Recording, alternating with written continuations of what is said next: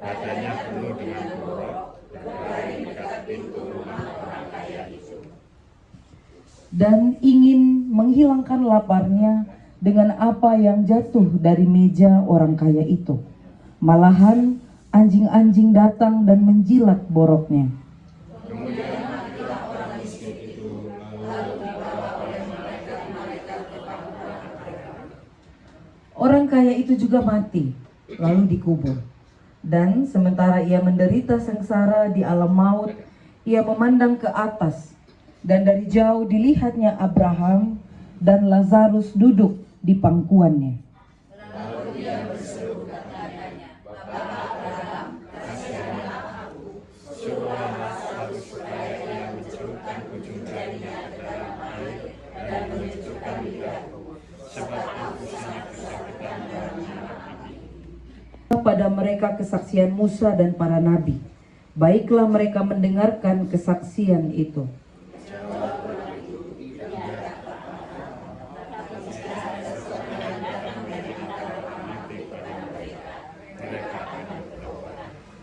Kesaksian Musa dan para nabi. Baiklah mereka mendengarkan kesaksian itu. Gitu ya. Terus dia masih lagi minta, tidak Bapak Abraham, tapi kalau ada orang mati yang datang dari sini kasih tahu sama mereka, mungkin mereka lebih percaya, gitu ya.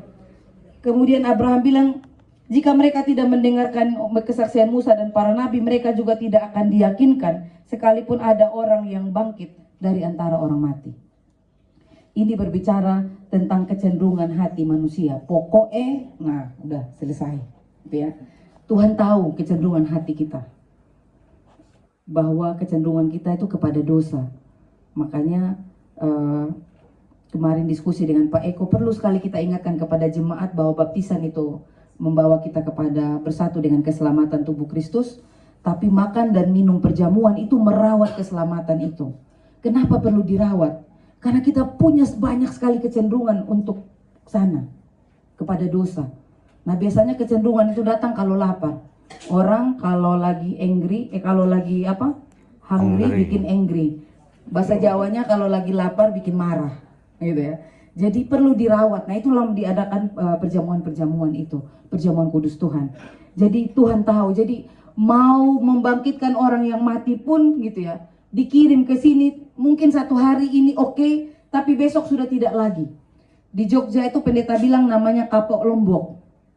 Ya, begitu turun pedesnya agak kurang, sambung lagi makan petisnya gitu ya. Mercon jeroan bebek itu kan enak banget kalau di Jogja ya. Kapok Lombok gitu ya. Hari ini ya Tuhan tidak lagi gitu ya. Tapi begitu keluar lakukan kembali. Makanya kadang kalau ibadah KKR ya, angkat tangan menangis gitu. Tapi begitu lap air mata keluar dari pintu gereja gelut lagi, gitu ya. Kapok Lombok gitu ya. Coba pas Kristus datang kembali pas lagi pujian KKR bagus. Itu dalam kondisi menangis angkat tangan tuh, Tuhan turun tangan. Tapi ya itu kalau Yesus datangnya pas keluar dari pintu gereja ya kacau kondisinya. Jadi apa yang mau kita renungkan Bapak Ibu? Memang betul kita tidak bisa lagi ketika orang itu nafasnya Tuhan ambil kembali, karena kita ini hanyalah debu yang ditiup, gitu ya. Lalu kita hidup.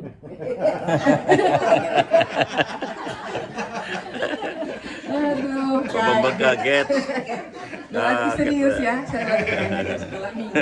Nah, ketika kita tuh hanyalah debu yang dengan tangan yang penuh dengan seni, itu tangan Allah yang seni itu mengukir Adam yang ganteng itu, lalu ditiup tadi. Nah ketika ditiup langsung hidup ya. Lalu dari rusuknya dibentuk wanita yang cantik. Nah ketika nafas itu diambil, bagian ilahi itu diambil, yang tersisa apa? Debu. Jadi tidak bisa apa-apa lagi kita.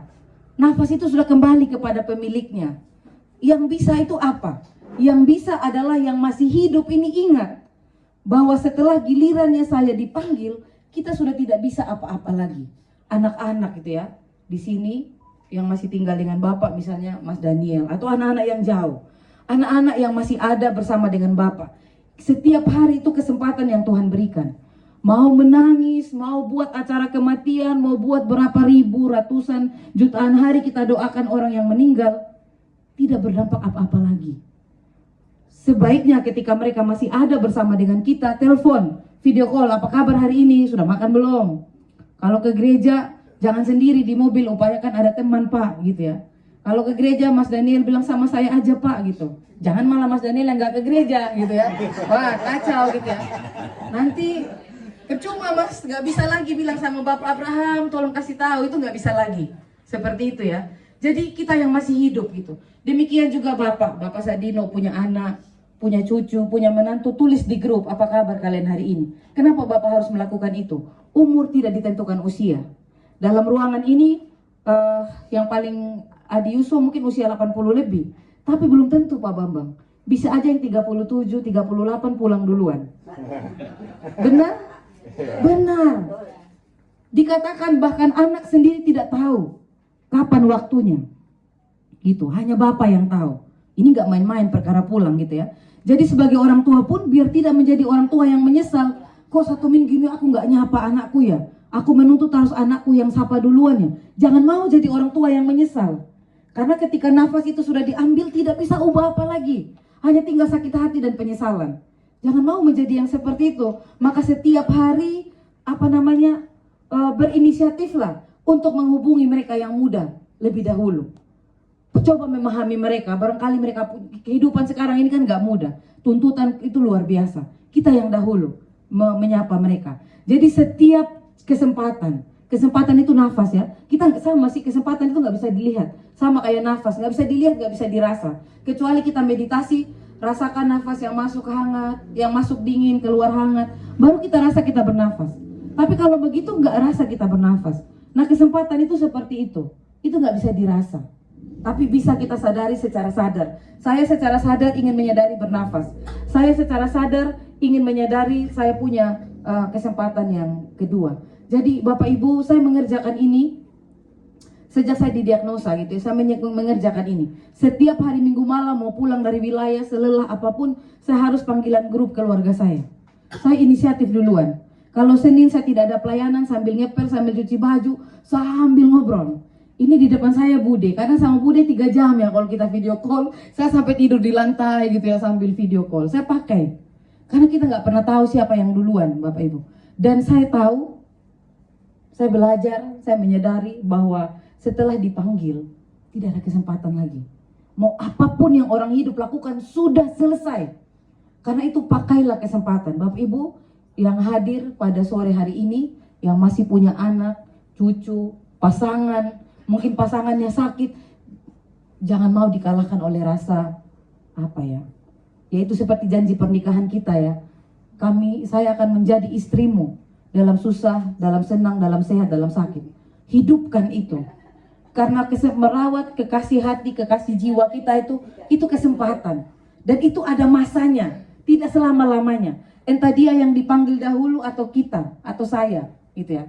Jadi pakai itu menjadi kesempatan yang terindah buat semua yang hadir pada sore hari ini.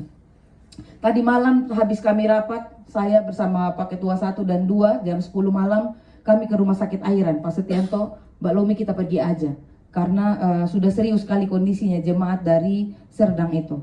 Sampai di sana ada anaknya yang sulung, dia katakan, "Ibu, sebelum mama masuk di ICU saya sudah janji saya tidak akan meninggalkan." Jadi dia kan ada tempat tidur sebenarnya buat penjaga, tidak mau.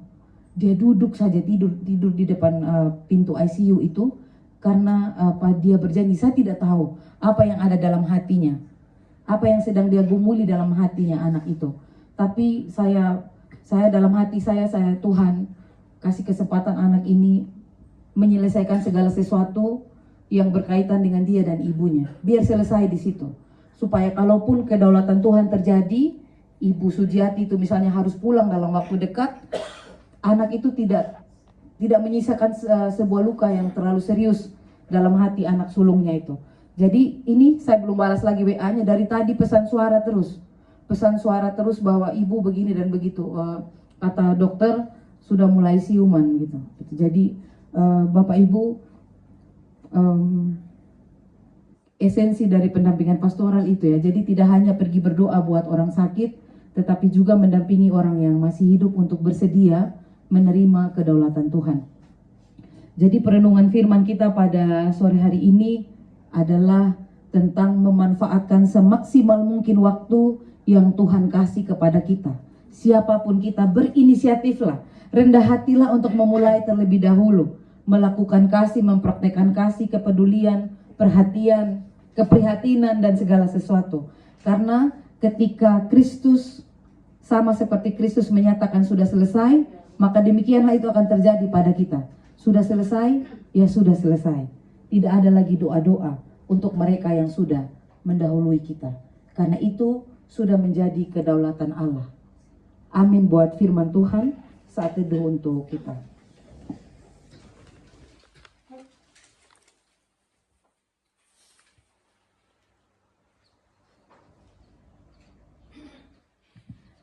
Kami bersyukur untuk firman-Mu Tuhan. Terima kasih. Kadang-kadang kami merasa hidup ini sulit karena kami pikir mengasihi yang lain, bersama dengan yang lain, harus dengan perbuatan-perbuatan yang spektakuler atau luar biasa. Namun firman Tuhan pada sore hari ini begitu manis untuk jiwa kami. Bahwa sebenarnya hidup berbicara tentang memakai kesempatan demi kesempatan dengan menunjukkan kasih kepada satu dengan yang lainnya, termasuk kepada diri kami sendiri. Supaya ketika sudah selesai waktu kami kembali dengan sukacita, dan orang yang kami tinggalkan juga melanjutkan kehidupan mereka dengan sukacita. Kami bersyukur Tuhan karena Engkau bukan Tuhan yang kejam, tetapi Engkau Tuhan yang sungguh memahami hati kami, yang tahu betul tentang bagaimana rasanya jatuh cinta, mencintai, dan patah hati karena kehilangan orang yang kami kasihi. Sehingga firman Tuhan yang kami terima pada sore hari ini kami lihat adalah satu dari berbagai bentuk isi hati Bapa yang sedang kami baca. Isi hati yang terbuka dan memahami, tidak menghakimi perasaan kehilangan kami, tetapi memahami apa yang kami rasakan dalam hidup kami.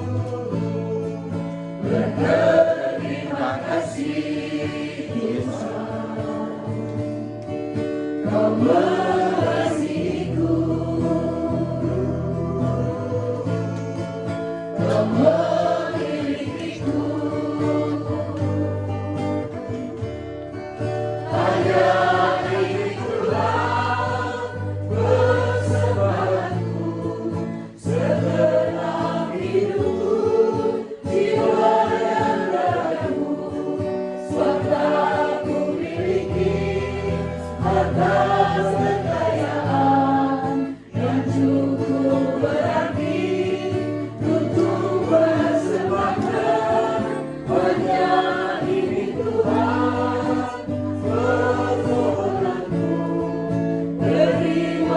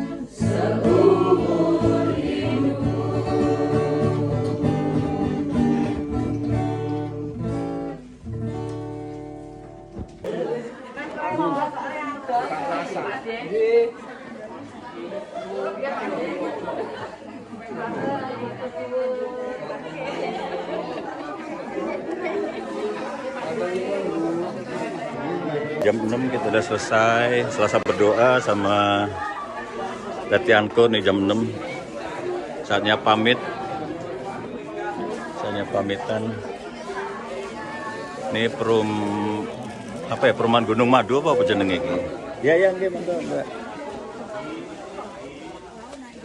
Hari Selasa tanggal 12 Mei 2026. Rumahnya Pak Sadino nih. Lewat bypass. Ya, Mas Sori, tenun ya. Oke. Hati-hati Bu Sujina. Oke. Oke, saatnya kita pulang. Tenang aja nanti Pak. Ini makanya. Isi utuh kita Pak Bambang. Oke, ya. Yo. Tumedake roh suci. Sol fa mi. Sol sol la la sol sol do re mi mi fo mi re do si do. Roh suci kang ada dai nujekno sayekti unika pawartos pingan siramate Sang Kristus jasmani kalane Gusti sumeka karso mlebet padaleman ing swargi kagungan prasetyo pade paring roh suci ing dinten Pentakosta berkari roh suci kang anardai nujekno sayekti punika pawartos pingan siramating Sang Kristus jasmani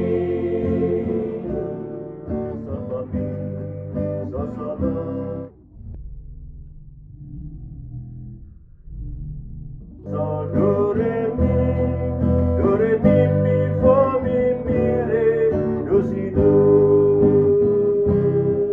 Sang Rama wisesa kerajaan wilujeng tumrape manungsa nandang dosa saputra kasale seda wonten Golgota nanging bungu malih dinten ketiga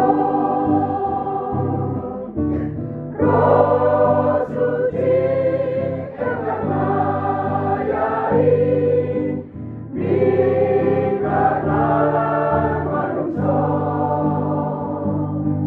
supados saged pitados Gusti Yesus Sang Pamarto sayekti roh suci ingkang ayahi bingkanalan manungsa supados saged pitados Gusti Yesus Sang Pamarto sayekti Gusti Yesus Sang Pamarto sayekti Gusti Yesus Sang Pamarto sayekti.